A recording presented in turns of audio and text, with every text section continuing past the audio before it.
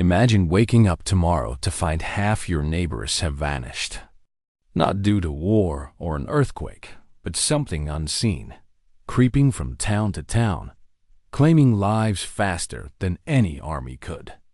In 1348, this wasn't a nightmare, it was reality. The Black Death swept through, killing 200 million people in just 4 years, reshaping the world forever. You're about to uncover how a tiny flea sparked the greatest catastrophe in human history. But before diving into the collapse, let's explore how life was back, then don't forget everything you know about comfort. Clean water, hospitals, and medicine didn't exist. In 1348, Europe wasn't a continent. It was a graveyard waiting to happen. Picture living in a space the size of your bathroom, windowless and unheated, sharing it with your family, chickens, and goats. The stench, urine, feces, sweat, and death mingled with generations. Sick? There were no doctors, just a barber with a dirty blade, ready to cut your veins, convinced your blood was tainted. Anesthesia? A bite on a wooden stick. Need water? Pray the well isn't polluted with yesterday's waste. Wine was safer to drink, even for children. Food? Moldy bread, rotting meat, and vegetables grown in human manure. Hunger was so common it had regional names. Misery wasn't the worst part. It was ignorance. People died from ailments we now treat with aspirin, believing earthquakes signaled divine anger or that diseases came from foul air. Europe in 1348 was a land of illiterates, starving and desperate. Kingdoms waged endless wars.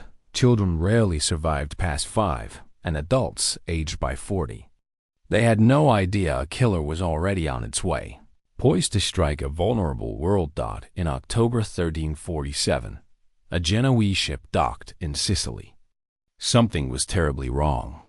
No cheerful shouts from the crew, no movement on deck, just silence.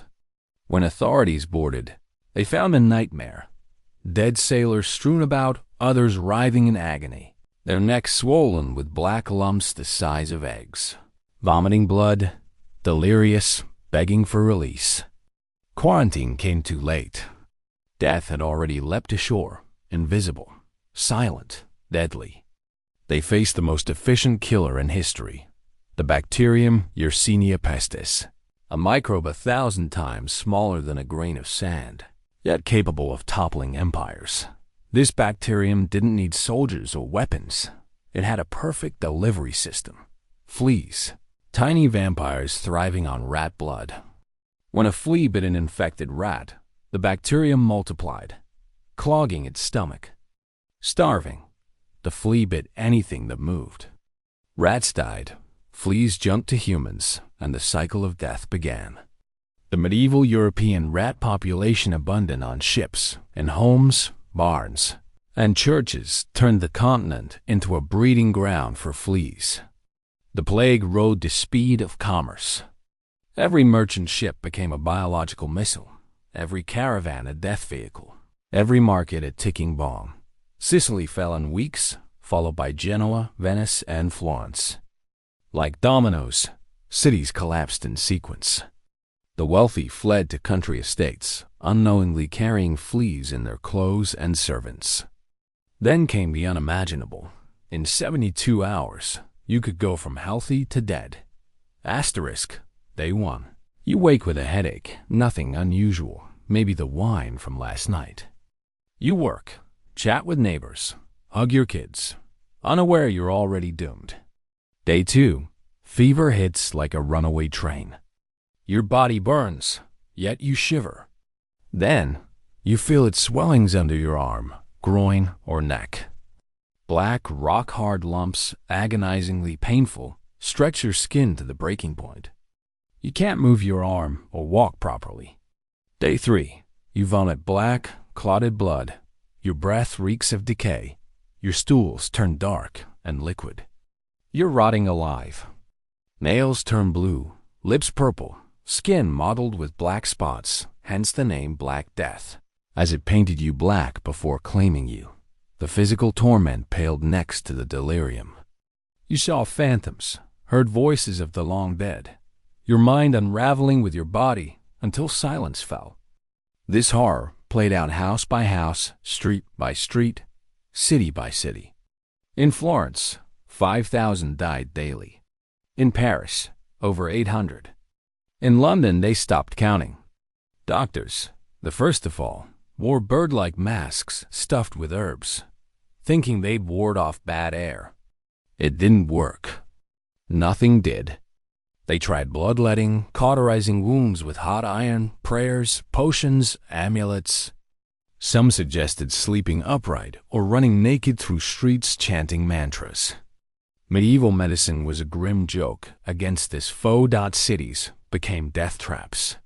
The denser the population, the faster the spread. Markets closed, workshops halted, schools emptied. The soundscape shifted. No laughter, no music, just moans, screams, and the ceaseless tolling of death bells. Bodies piled up faster than they could be buried. Families vanished in a week. Neighborhoods turned ghost towns. Gravediggers quit, dying quicker than they could dig.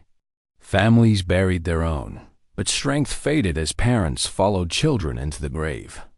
In Florence, mass graves the size of football fields were dug, bodies layered with earth, nameless, prayerless, stripped of dignity. The stench of rotting flesh mixed with lime. Flies swarmed like dark clouds. Wild dogs feasted on the dead. Society ground to a halt. Bakers died, so no bread. Blacksmiths died, so no tools. Soldiers died, so no order. Priests died, so no hope. Laws lost meaning. Who would enforce them? Abandoned homes were looted, women assaulted, children abandoned. Gold lost value when nothing remained to buy. Families fractured. Parents deserted sick children. Children fled infected parents. Husbands left wives to die alone. Love gave way to self-preservation. Entire villages vanished, not from war, but from extinction. In England, 60% of the population perished. In France, 50%. In Germany, 40%. Across Europe, 75 to 200 million lives ended, a loss so vast it's like half your country disappearing overnight. Yet, from this devastation, something extraordinary emerged. As the chaos subsided and the death stench faded, a new world arose. Half the population was gone, but fields still needed tending, homes building, trade continuing. Suddenly, labor outweighed workers. For centuries, peasants were bound to the land, but now, with fewer lords and soldiers to enforce control, they gained power. "I won't work for free," one French peasant declared. "I won't sleep in the barn," said another. "I won't bow to you," a third insisted. Lords relented. For the first time in a millennium, the poor negotiated wages, chose jobs, and moved freely. Feudalism crumbled. In England, peasants wore colorful clothes once forbidden. In France, meat became regular fare. In Germany, land ownership spread. The deepest shift was mental. For centuries, the church taught that God ruled all. Kings governed by divine right, and suffering was holy. But a plague that killed bishops and beggars alike, ignoring prayers, shattered that belief. Absolute authority died with the pestilence. Universities questioned sacred texts, artists painted real life, merchants challenged church lending laws. Knowledge escaped monastic walls. Laypeople learned to read, women entered business, youth challenged elders. Then came a game changer: the printing press. Invented by Gutenberg in 1440, less than a century after the plague, it wasn't coincidence. In a world where authority was questioned and knowledge democratized, the press was inevitable. Books spread like a contagion of ideas, crossing Europe in months.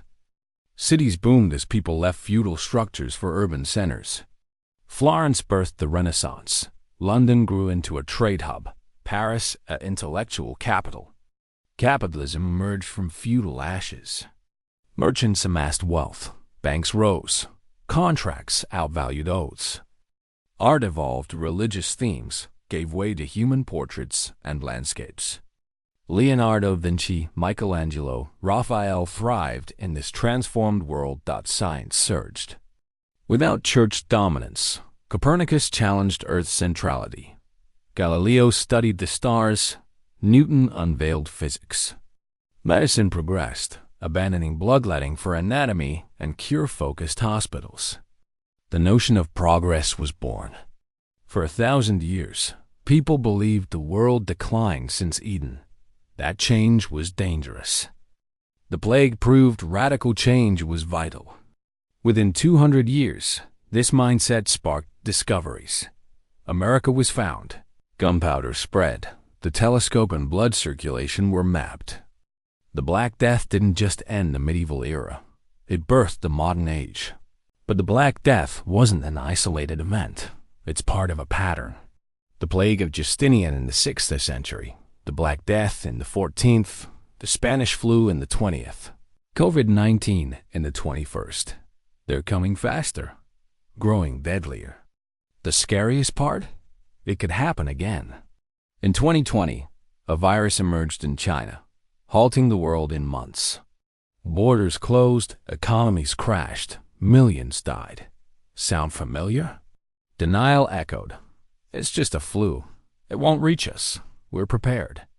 Blame followed. Asians attacked. Countries pointed fingers. Conspiracy theories flourished. The same collective madness of 1348 resurfaced.